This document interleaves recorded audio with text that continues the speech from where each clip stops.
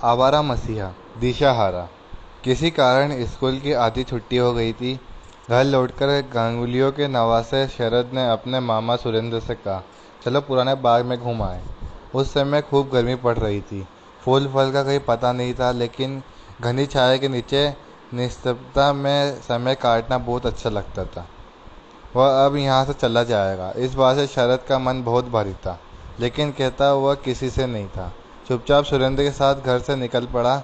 नाते में मामा और आयु में छोटा होने पर भी दोनों में धीरे धीरे मित्रता के बंधन ही गहराते आ रहे थे। बाग में पहुंचकर पेड़ों के पास घूमते घूमते वह मानो मन ही मन उनसे विदा लेने लगा। शायद वह सोच रहा था कि अब वापस आना हो या न हो। फिर जैसा कि उसका स्वभाव था, सहसा कूदकर वह एक पेड़ की डाल पर बैठ गया और बातें करने लगा। इन बातों का कोई अंत नहीं था, कोई सूत्र भी नहीं था। विदा के दुख को छिपाने के लिए ही मानो वह कुछ न कुछ करते रहना चाहता था। बोला, तू दुखी न हो, हम फिर मिलेंगे और बीच में तो मैं आता ही रहूँगा। आओगे? क्यों नहीं आऊँगा। भागलपुर क्या मुझे कम अच्छा नहीं लगता? घाट के टूटे स्तूप पर से गंगा में कूदने में कितना मज़ा आता है। उस पार वह जो झाऊ का वन है, उसे क्या भूल सकता हूँ। और मुझे पुकारेगा और मैं चला आऊँगा। फिर दीर्घ निश्वास लेकर बोला, ओह कितनी प्यारी जगह है यह भागलपुर। देख लेना, मैं अवश्य आऊँगा। 2 क्षण तक दोनों में कोई नहीं बोला। फिर सहसा शरत ने कहा, पेड़ पर चढ़ना बड़ा ज़रूरी है।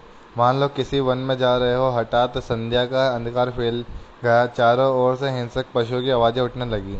तब यदि पेड़ पर चढ़ना न आया तो महाविपत। सुरेंद्र से पूछा, अगर गिर पड़े तो? शरद ने कहा, गिरेगा क्यों नहीं। वहाँ और ऊपर चढ़ गया। एक कपड़े से कमर को पेड़ की एक मोटी शाखा से बांधा और लेट गया। बोला, इस तरह सोकर रात काटी जा सकती है। नाना के घर रहते शरद को लगभग 3 वर्ष हो गए थे।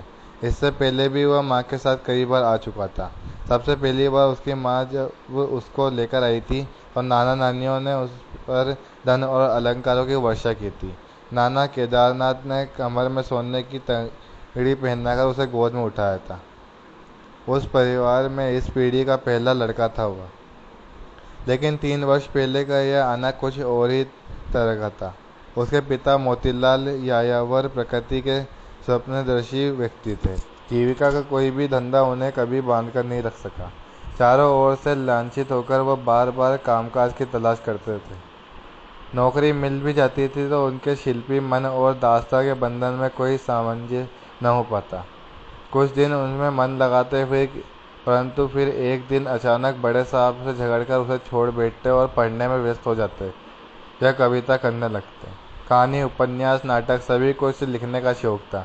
चित्रकला में भी रुचि थी। सौंदर्य बोध भी कम नहीं था। सुंदर कलम में नया निब लगाकर बढ़िया कागज पर मोती जैसे अक्षरों में रचना आरंभ करते। परंतु आरंभ जितना महत्वपूर्ण होता, अंत होता है उतना ही महत्वहीन।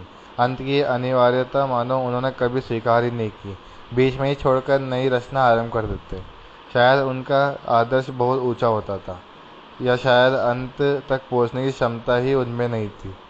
अब कभी कोई रचना पूरी ही नहीं कर सके। एक बार बच्चों के लिए उन्होंने भारतवर्ष का एक विशाल मानचित्र तैयार करना आरंभ किया। परंतु तभी मन में एक प्रश्न जाग आया, क्या इस मानचित्र में हिमालय की गरिमा का ठीक ठीक अंकन हो सकेगा? नहीं हो सकेगा। बस फिर किसी भी तरह वह काम आगे नहीं बढ़ा सका।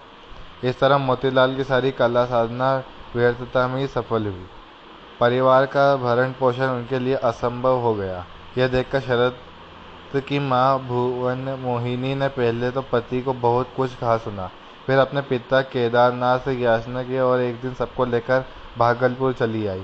मोतीलाल एक बार फिर घर जमाई होकर रहने लगा।